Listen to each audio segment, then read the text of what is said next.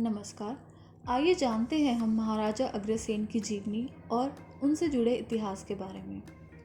मान्यता है कि महाराजा अग्रसेन अग्रवाल जाति के पितामह थे। धार्मिक मान्यता अनुसार इनका जन्म मर्यादा पुरुषोत्तम भगवान श्री राम की 34वीं पीढ़ी में सूर्यवंशी क्षत्रिय कुल के महाराजा वल्लभ सेन के घर में द्वापर के अंतिम काल और कलयुग के प्रारंभ में आज से 5000 वर्ष पूर्व हुआ था। उन्हें उत्तर भारत में व्यापारियों के नाम पर अग्रोहा का क्षेत्र दिया जाता है और यज्ञों में जानवरों को मारने से इनकार करते हुए उनकी करुणा के लिए माने जाते हैं। महाराजा अग्रसेन की कर्मभूमि रही अग्रोहा में बना अग्रोहा धाम देश के 5वें धाम के रूप में प्रसिद्ध है। महाराजा अग्रसेन का जन्म स्थान और प्रारंभिक शिक्षा।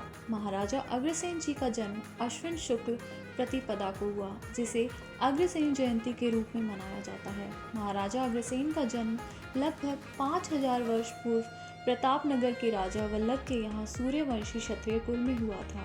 वर्तमान में राजस्थान व हरियाणा राज्य के सरस्वती नदी के किनारे प्रतापनगर स्थित था।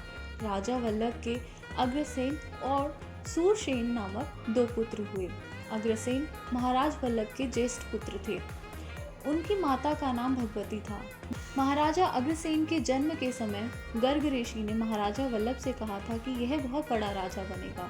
इसके राज्य में एक नई शासन व्यवस्था उदय होगी और हजारों वर्ष बाद भी इनका नाम अमर होगा। इतिहास के मुताबिक इनका जन्म कलयुग के प्रारंभ और द्वापर युग के अंतिम चरण में हुआ था। उस समय राम राज्य हुआ करते थे, अर्थात राजा प्रजा के हित में कार्य करते थे। यही सिद्धांत को राजा अग्रसेन ने भी आगे बढ़ाया, जिनके कारण वे इतिहास में अमर हुए। इनकी नगरी का नाम प्रतापनगर था। बाद में इन्होंने अग्रोहा नामक नगरी बसाई, जो आज एक प्रसिद्ध स्थान है। अग्रसेन महाराज जी का विवाह। महाराजा अग्रसेन जी की पहली शादी राजा नागराज की पुत्री राजकुमारी माधवी से हुई थी। उनकी यह शादी स्वयंवर के माध्यम से की गई। राजा नागराज के यहाँ आयोजित इस स्वयंवर में राजा इंद्र ने भी हिस्सा लिया था। वहीं स्वयंवर के दौरान राजकुमारी माधवी जी के द्वारा अग्रसेन जी को अपने वर के रूप में चुनने से राजा इंद्र को काफ़ी अपमानित महसूस हुआ और इससे क्रोधित होकर उन्होंने प्रतापनगर में बारिश नहीं करने का आदेश दिया, जिससे प्रतापनगर में भयंकर अकाल की हालत बन गई और चारों तरफ त्राहिमाम मच गया।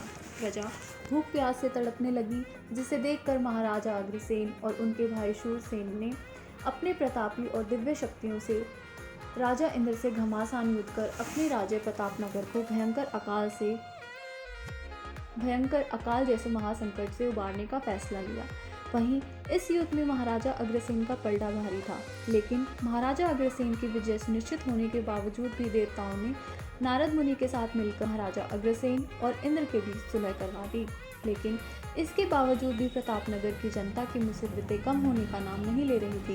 इंद्र एक के बाद एक नई और मुसीबत खड़ी कर प्रतापनगर की जनता का जीना मुहाल कर रहे थे, जिसे देखते हुए महाराजा अग्रसेन ने हरियाणा और राजस्थान के बीच में सरस्वती नदी के किनारे स्थित अपने राज्य प्रतापनगर को इंद्र के कुप्रभाव से बचाने के लिए भगवान शंकर और माता लक्ष्मी की कड़ी तपस्या की। महाराजा अग्रसेन की तपस्या के दौरान इंद्र ने कई तरह की परेशानी खड़ी करने की कोशिश की, लेकिन महाराजा अग्रसेन की कड़ी तपस्या से देवी लक्ष्मी प्रसन्न हुई। इसी दौरान महाराजा अग्रसेन ने देवी लक्ष्मी को इंद्र की समस्या के बारे में बताया, जिसके बाद देवी लक्ष्मी ने अग्रसेन जी को सलाह दी कि अगर वे कोल्हापुर के राजा महिरथ की पुत्री से विवाह कर लेंगे तो उन्हें सभी शक्तियां प्राप्त हो जाएंगी, जिसके चलते इंद्र को महाराजा अग्रसेन से आमना सामना करने के लिए कई बार सोचना पड़ेगा। इस तरह महाराजा अग्रसेन ने राजकुमारी सुंदरावती से दूसरा विवाह कर प्रतापनगर को संकट से बचाया। इसके साथ ही देवी लक्ष्मी ने उनसे यह भी कहा कि वे निडर होकर बिना किसी भय के नए राज्य की स्थापना करें। जानते हैं अग्रोहा की स्थापना कैसे हुई। माता लक्ष्मी के आदेशानुसार प्रतापनगर के प्रिय राजा अग्रसेन एक नए राज्य के लिए जगह का चयन करने के लिए अपनी रानी के साथ भारत भ्रमण पर निकल पड़े। इसी दौरान कुछ भाग शावक और भेड़िया शावकों को एक साथ देखा उन्होंने इसे शुभ संकेत और बहादुरी की कर्म भूमि समझते हुए चुना और अपने नए राज्य अग्रोहा की स्थापना की। आपको बता दें कि शुरुआत में कुछ ऋषि मुनियों और ज्योतिषियों की सलाह पर उन्होंने अपने नए राज्य का नाम अग्रगण रखा, जिसे बाद में अग्रोहा कर दिया गया। अग्रोहा हरियाणा प्रदेश के हिसार के पास स्थित है। यहाँ माता लक्ष्मी का विशाल मंदिर, जहाँ देवी बेहद आकर्षक रूप में विराजमान है। इस संस्कृति की स्थापना से ही जिसे अग्रोहा नाम से जाना जाता है। महाराजा अग्रसेन ने अपने जीवन में बहुत यज्ञ किए। एक समय की बात है, महर्षि गर्ग ने महाराजा अग्रसेन को 18 पुत्रों के साथ 18 यज्ञ करने का संकल्प कराया। माना जाता है कि यज्ञों में बैठे 18 गुरुओं के नाम पर ही अग्रवंश की स्थापना हुई। यज्ञों में पशु बलि दी जाती थी।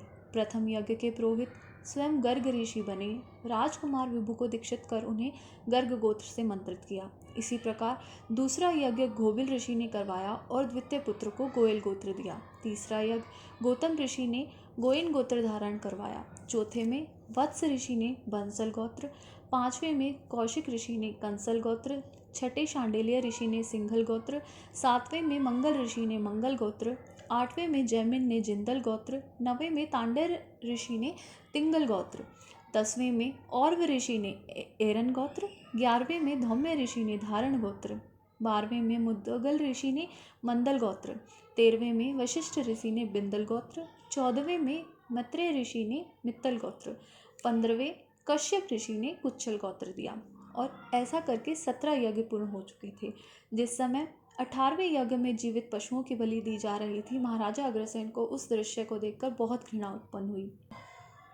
उन्होंने यज्ञ को बीच में ही रोक दिया और कहा कि भविष्य में मेरे राज्य का कोई भी व्यक्ति यज्ञ में पशु बलि नहीं देगा, न पशु को मारेगा, न मांस खाएगा, और राज्य का हर व्यक्ति प्राणी मात्र की रक्षा करेगा। इस घटना से प्रभावित होकर उन्होंने वैश्य धर्म को अपना लिया। 18वें यज्ञ में नगेंद्र ऋषि द्वारा नांगल गोत्र से अभिमंत्रित किया।